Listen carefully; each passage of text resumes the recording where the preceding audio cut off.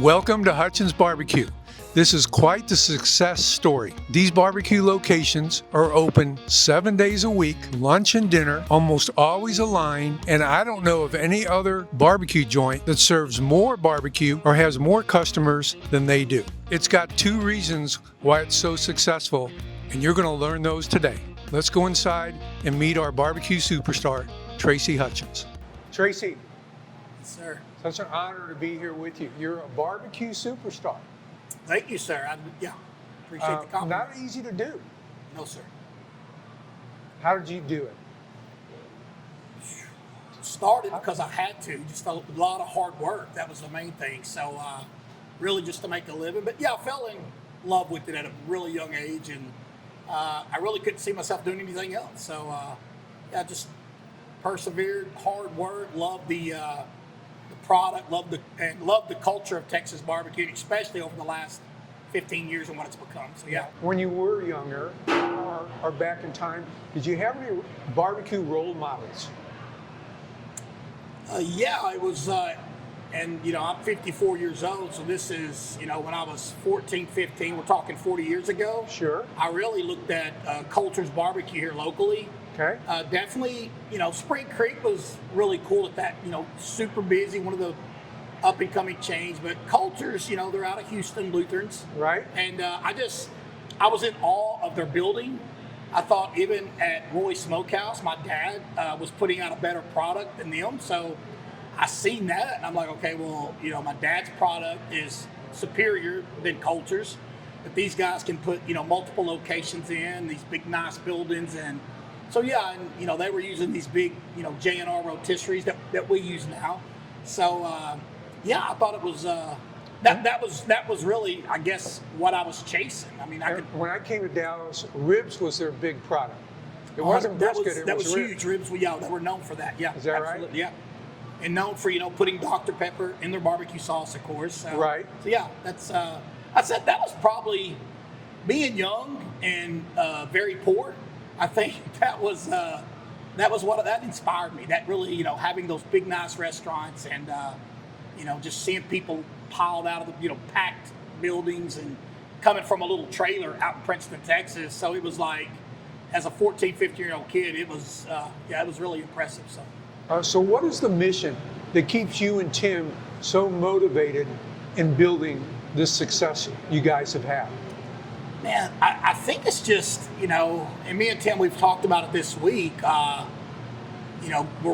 not doing a new location here in Frisco, but we are going to be building a bigger building for what we're doing here in Frisco. So with that being said, and costs going into that, we're like, our legacy and our mission is not to, try to budget this new project and get a return on our money from the real estate in 10 years, sell the business. We want to leave it generational. We want this to be a legacy for us, our children, and I would love for Hutchins BBQ to be here long gone. I think that's more of kind of a legacy statement. Mission is to just walk in every day, see the smiles on our staff's face. Right. And there's nothing like, when somebody comes to get me or one of the managers. Man, that's the best brisket I've ever had in my life, the best ribs. And really our mission is just to continue to do what we're doing. And I know in this business, you don't want to change too much. Our mission is to stay Texas traditional barbecue. But we do want to be, creative to somewhat. We don't want to get complacent and just think that, oh man, we've been doing this for X amount of years and, this is amazing what we're doing. I just think we owe it to our team, the guys that have got us here, and more importantly to the community, to your customer base. And you still get to talk to those customers? All the time, yeah. That's super. I'm here. I think that's so great. Mostly 6 days a week. Sometimes I'll knock off Sunday and Monday, but I would say, this past weekend, obviously being Labor Day weekend, and the reality of it is I don't have to be here. Thankfully, I've got an amazing team. I don't have to be here every day. But I got an amazing team, but I want to be here. Sure. I was up here because of this little project I had going up here. I was up here at 3:20 this morning, and the guys, we got pit guys, but most mornings I'm here at 4 o'clock, and so I can't get out of bed fast enough. and the day don't come fast enough for me just to get up here, just walk around, smell the smoke, look in the pits, see what all we got going on for the day, and see how the cooks are coming off for the brisket. You know how it rolls. So it's what I love to do. So, right. And I mean this. I see this big Powerball bouncing around this week, and I do. I think we all have that little. You didn't win? No, sir. No, I was telling. I didn't even look at my Corb tickets. asked me this morning. He goes, "Dad, you win the Powerball?" And I said, "Son, I can't talk. I can't say a thing. I can't talk about it." But no, I really truly mean this with all my heart. If I won the Powerball, all the money a man would ever need and more, right? I would still be doing this. Right. Now, I'm not saying I would be, in some paradise 6 months out of the year, but I truly would. I mean, You'd be opening another store. Yes, 100%. I couldn't imagine. It's my identity. Sure. I mean, it's I'm so thankful for it, and I can be on the phone doing business, whether it's from something completely from insurance, nothing related to Hutchins BBQ, and I'm giving them my name and information, and they're like, "Man," he goes, "You any connection with Hutchins BBQ?" And I said, "Yeah, that's me." And that just, I'm like, there's money in the bank, feels good, but there's nothing that makes me feel better than that. I mean, looking back at your success, what do you know now that you wish someone like me would have told you 5 years ago? Any lessons learned? Oh, through this journey over the last 12, 13, 14 years with Texas Monthly, definitely seeing you come on the scene way later than us, of course. But as far as the craft scene, you come on faster, harder, and stronger. And so for somebody to tell me 5 years ago, it was probably goes back a little further than that. But no, I just think it's kind of all of us together in this craft barbecue world, seeing guys like Todd David that just, jumps into it.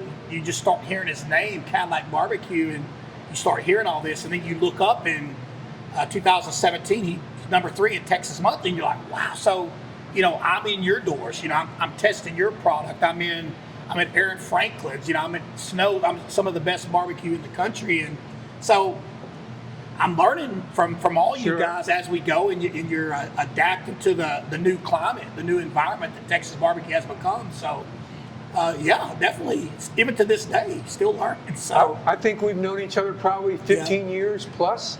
Yeah, every bit of it. Yeah, and I consider you and Misty friends, and absolutely. That's just seeing each other at festivals, barbecue festivals around the Metroplex, around the state. So, that's been a true blessing. I will go back to one gentleman that, something that I really took to heart, and it was incredible how it worked for us. That I'm glad, I had this guy as a mentor, as far as he was really working in our PR.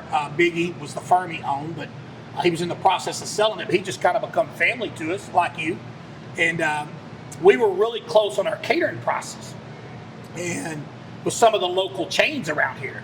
So he goes, "Trey, I'm telling you right now, you got me and Tim. We've had a lot of these catering customers for 20 years, right? So, they're booster club schools, and they're on really these churches, and they're on real tight budgets."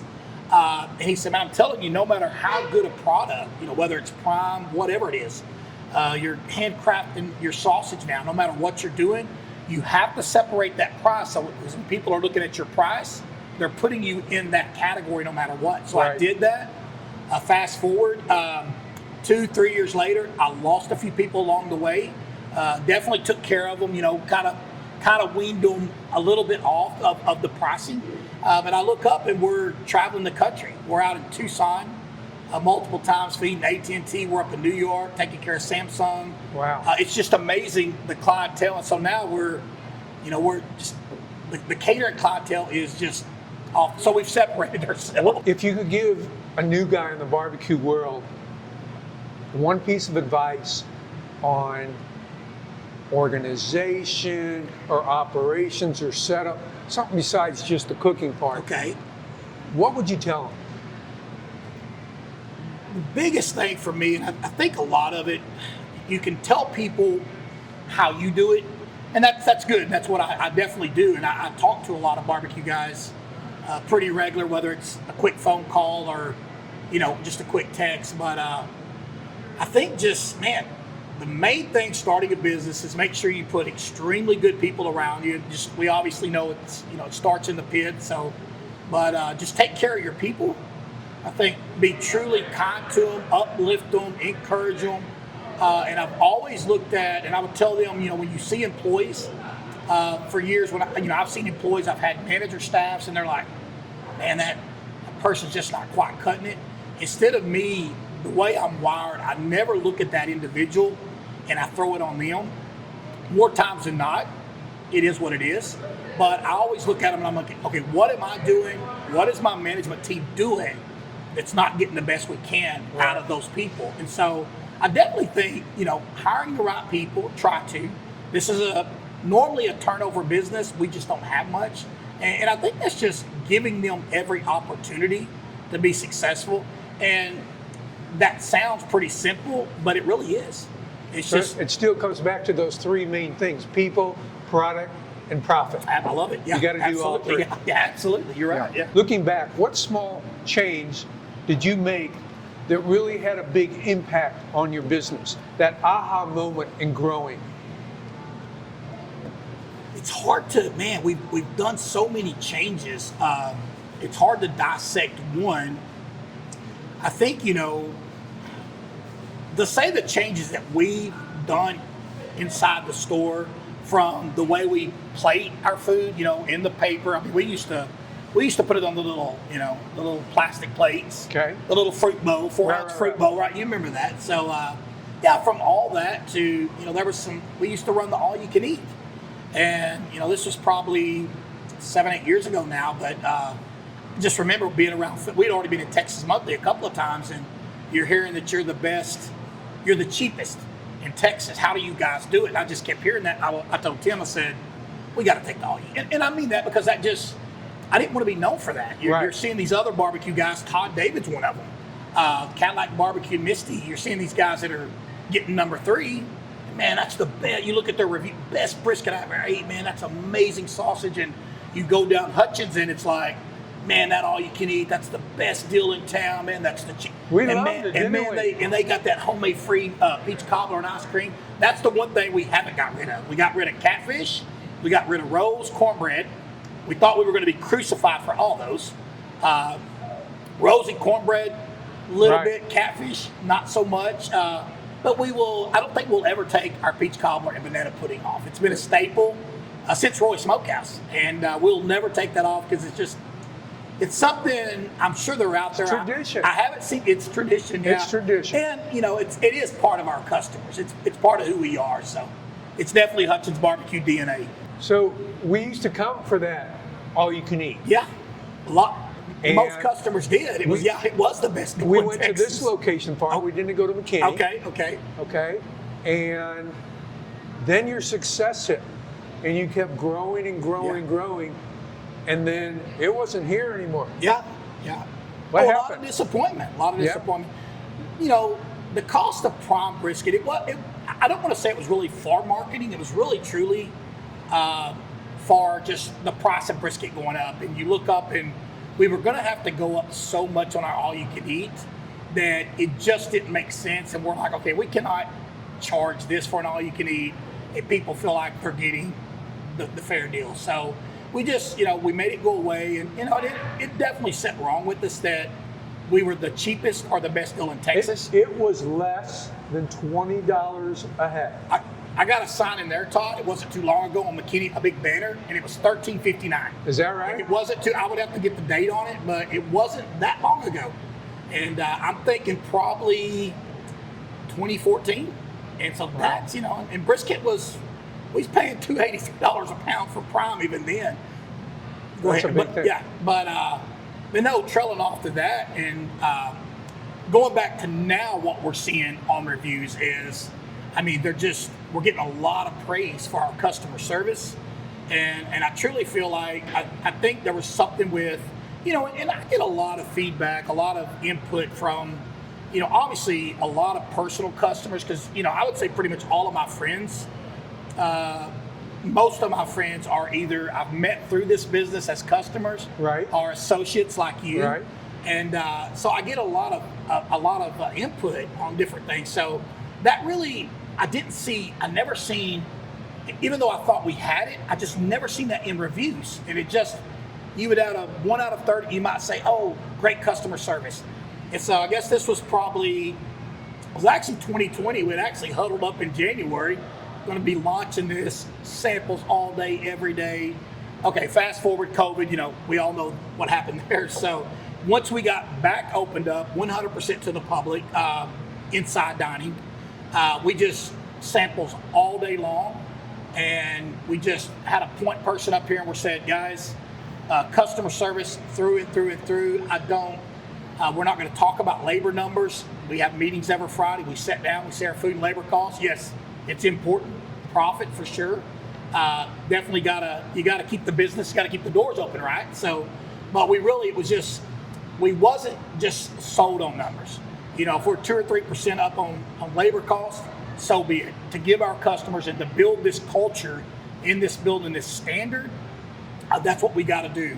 And just a quick story, I had one manager. He's not with me anymore, and he was with me for years. Great guy. And so I want samples all day Monday, all day Tuesday. The people that are coming in on this weekend, they walk in here on Monday at 11 o'clock. Monday at 8 o'clock at the night, they're going to get the same barbecue experience. That's awesome. They deserve it. And this one young man, he was about my age, but I've known him for a long time. And he would call me on, Trey, man, this person called in. This person don't have a babysitter. And I said, so we can't do samples. And so that happened for 2 weeks. Of course, I let him have my feel on but this is my take on it. So I let him go. And that's something I don't do. But I just knew he wasn't going to buy into my standards and my culture, right. And me and him both knew that. And I looked at it this way, that if you're coming in here on a Monday, these people travel from around the metroplex, the country, the world, and they're bringing their best buddy in, their best friend, and so for them to come in on a Monday or Tuesday, whatever, trying to catch the plane to get out of town, and for them not to have the best barbecue experience, I'm not going to let it. And life comes at us all day, every day, from owners, managers, every employee. So we have to navigate that. So the standard we started putting in place more than 5 years ago now is, hey, 1 or 2 people is not going to create that. They're not going to mess Hutchins barbecue experience up. We're going to be 100% on our barbecue experience. And so with that being said, we just set a standard. We set a culture. Like I said, we don't have much turnover, but you will see that person that comes in here. You don't have somebody that's kind of like, they're not really in. They buy in really, really quick. And it's not that we get rid of them. We're not writing them up or firing them. We just look up in 2 weeks and they're ready to go. They just, and I love that, because you don't invest a lot of time in them, a lot of money, and it's fair for both of us. They understand the culture and the standard they have here. It's not for me, so yeah. What do you consider your signature dish? I have to say brisket, in Texas, of course, but which is, as far as volume, and everybody has to eat brisket. But what's really, it's been the Texas Twinkie. We've been known for that. Yeah. Texas, it's like everybody has to get a Texas Twinkie. If someone's never been here before, they're getting the Texas. That's what they have to grab. That's all they've heard about. That's what you want them to grab. If you look at our social media, and not just from us, but influencers that have come in, and they're going to talk about the Texas Twinkie. So, is that also what you're the most proud of? I know it's a tough question. Yeah, it is a very tough question. It's that's one of those things. It's kind of like a God thing. You can't really understand it. It was kind of made by accident, like a lot of things that you never expect to really be a hit on. We'll do them on weekends, and we'll sell a couple of hundred here, and for years doing them on Friday, Saturday, and Sunday. And we truly, Todd, we would have a couple of ladies at each store, and they would spend 2 days going to every local Mexican market, picking out that we couldn't get them sourced. We were starting to use so many. So they would spend 2 full days going out to, I would say Frisco average, we had about 4 or 5 stops around here in Plano that we would hit. McKinney, the same, about 4 or 5. They would hit, I think, one place in Allen, but just to source those jalapenos. And so we did that literally for years. And then we even put them on. We were waiting to make sure we could get the source for them. And once we found the source and just started building up inventory through a couple of different produce companies, one large broadliner, we opened it up Monday through Saturday. And I'll tell you the reason why. I told Tim this. It was my idea, but I don't want to say it. But it was that I just told Tim that I would look up, it's Friday, Saturday, Sunday, kind of like what you're talking. When they come in here, they're Sure. going to get Texas Twinkie. So I look up and people are walking in on Monday with their families, their groups Tuesdays, and they're like, oh, the kids, I want a Texas Twinkie. Right, you don't want to disappoint them. And we only do them Friday, Saturday, and man, you would just see that, and I just kept watching that over and over. So it wasn't my idea. It was obviously the customers that made it happen. But I kept seeing that. I'm like, they deserve, if that's one of our hot products. And, Right. I mean, these people are just, we're going to have it all day, every day. I'll tell you a funny story. Torrey Hunter, dear friend of mine. Yeah. Oh, sorry, not Torrey Hunter, LaTroy Hawkins. Torrey Hunter's Yeah. his good friend. I know Torrey Hunter not that well. LaTroy Hawkins is a buddy of mine. Well, anyway, it was so funny. I was in the Super Bowl in 2020, and I was out there with my son's best friend, Ronald Jones, was playing. Patrick Mahomes was playing. Right. So his son, he's best friends with Patrick Mahomes, his dad, right?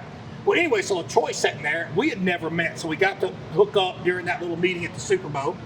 And just a funny story. So he said that him and his wife, they live in Prosper. They're going to come down to Hutchins and get, some barbecue. And so his daughter was like, man, I'm not going to go. They don't have the Twinkies. And we had just started them every day of the week. And at the Super Bowl, we thought it was funny. But he said their little girl come in. And so, we're up there eating. And he said we looked up, and there was Texas Twinkies. And he Wow. said it literally made her whole day. It was like just, and I said, man, and literally within the last week or two, we started them all day, every day. And so that really, stuff like that, I'm like, man, that was the right move. I mean, this little girl literally was forced to come up here because she didn't think we had Texas Twinkie, but did, and just, it made her whole night. Well, this was a great visit to Hutchins BBQ. Come out to either Frisco or McKinney and check them out. We couldn't dare leave here without buying some barbecue to take home. The food is that great, and the hospitality is even better. Thanks for watching, and look for Next Step Q in our next video. See you soon.